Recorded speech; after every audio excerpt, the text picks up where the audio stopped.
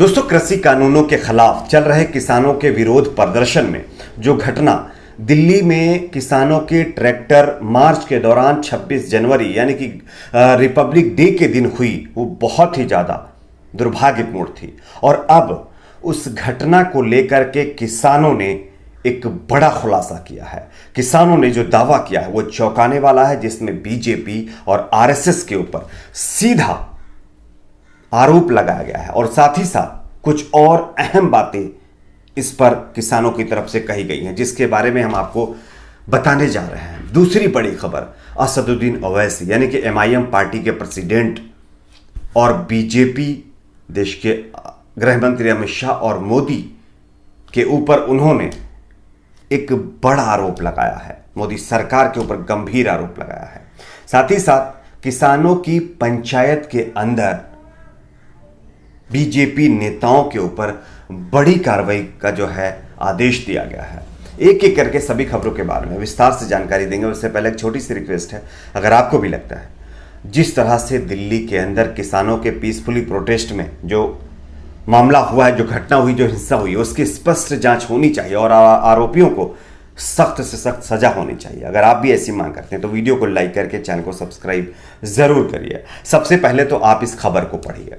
कृषि कानूनों का विरोध कर रहे किसानों की गणतंत्र दिवस के दिन निकाली गई ट्रैक्टर रैली के दौरान दिल्ली में जो कुछ हुआ वह दुनिया ने देखा। इस हिंसा के बाद जहां एक तरफ आंदोलन कमजोर पड़ता नजर आया, तो अभी वही किसान नेता अब फिर से एक बार अपने आंदोलन को तेजी देने की लगातार कोशिश में लगे हुए हैं। और आप देख भी रहे होंगे कि किसान आंदोलन फिर से एक बार किस तरह से और भी तेजी से आगे बढ़ रहा है। इसी बीच किसान नेता बलबीर सिंह राजेवाल ने कहा है कि सिंधु बॉर्डर पर विरोध कर रहे किसानों को भड़काने के लिए साजिश की गई थी। वे किसी भी हिंसा का नहीं मानते। इस दौरान राजेवाल ने लोगों से शांतिपूर्ण तरीके से विरोध में शामिल होने की अपील भी की है। भारतीय किसान यूनियन राजेवाल के अध्यक्ष बलबीर सिंह राजेवाल ने कहा है कि दिल्ली की सीमाओं पर बैठे किसान शांतिपूर्ण प्रदर्शन कर रहे हैं, वे आज भी शांतिपूर्ण प्रदर्शन ही करेंगे।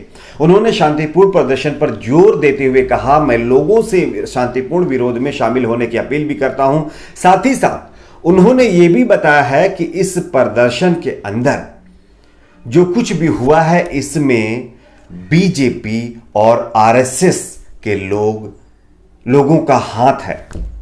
इससे पहले भी आप लोगों ने देखा होगा कि बहुत सारे वीडियोस के अंदर, बहुत सारे जो है घटनाओं के अंदर किस तरह से कुछ तस्वीरें वायरल हुई। जैसे दीप सिद्धू की तस्वीर देश के गृह मंत्री अमित शाह के साथ वायरल हुई। उसके बाद जो लोग पत्थरबाजी कर रहे थे वहां पर जो है किसानों के टेंट के ऊपर, उसमें एक शख्स बीजेपी से जुड़ा हुआ था और उसका फोटो देश के गृह मंत्री अमित शाह के साथ में था।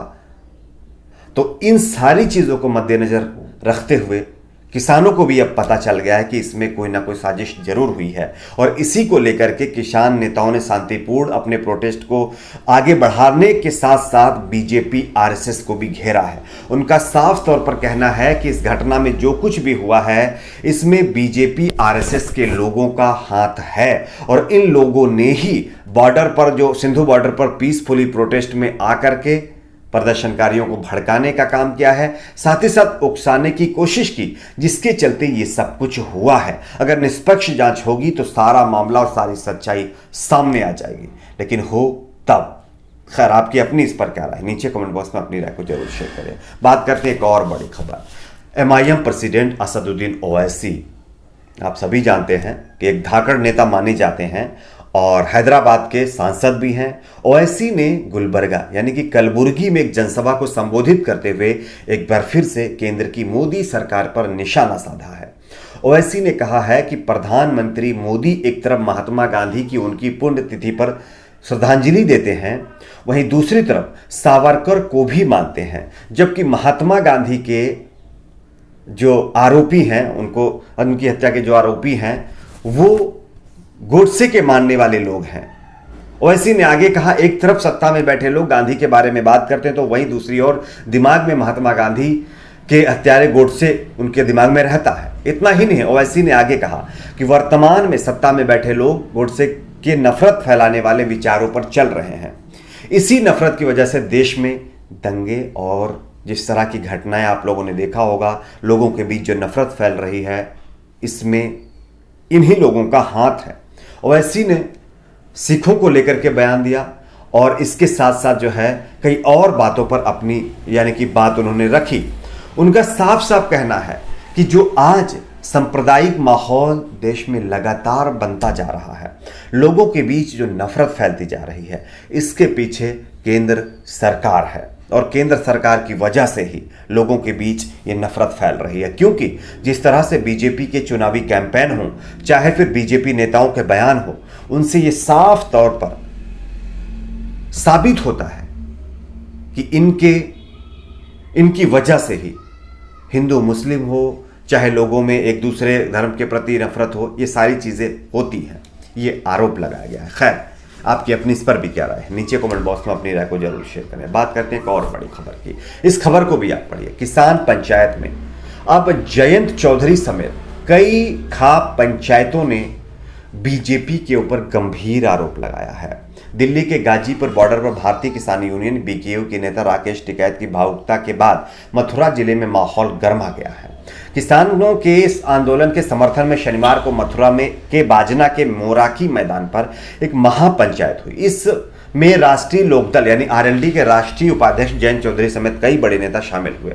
रालोद उपाध्यक्ष जयंत चौधरी ने केंद्र सरकार और प्रदेश सरकार पर निशाना साधा। उन्होंने कहा कि जाति धर्म में बांटने वाली बीजेपी जो है का लोगों को बहिष्कार करना चाहिए। उन्होंने कहा कि कानून टूटने के लिए ही बनते हैं। अगर किसान कानून वापस लेने की मांग कर रहे हैं तो वो आतंकवादी नहीं हो जाते।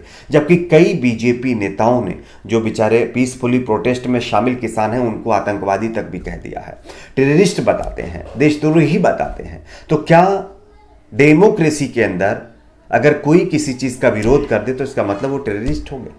क्या मोदी सरकार की नीतियों से अपने आप को सेटिस्फाइड करना ही नेशनलिज्म है? ये एक बड़ा सवाल है। मथुरा के अंदर खाप पंचायतों में यह बात साफ कही गई है कि जिस तरह से आज लोगों के बीच जाति धर्म के नाम पर नफरत फैल रही है, इसके पीछे सिर्फ और सिर्फ बीजेपी है। बीजेपी की वजह से ही यह हो रहा है। साथ ही साथ खाप पंचायतों ने यह भी कहा है कि अब हम बीजेपी नेताओं का अपने गांव में घुसना पूरी तरह से बंद करेंगे। और अगर इस तरह की चीजें होती हैं तो उत्तर प्रदेश में योगी आदित्यनाथ सरकार के साथ साथ केंद्र की मोदी सरकार की कहीं ना कहीं एक तरह से आने वाले चुनाव में बड़ा नुकसान उठाना पड़ सकता है। आपकी इस पर क्या राय है, नीचे कमेंट बॉक्स में इसके बारे में आप अपनी बात को रखिए। और हाँ, इस वीडियो को ज़्यादा से ज़्यादा शेयर करिए ताकि ये इंफॉर्मेशन दूसरे लोगों तक पहुंचे।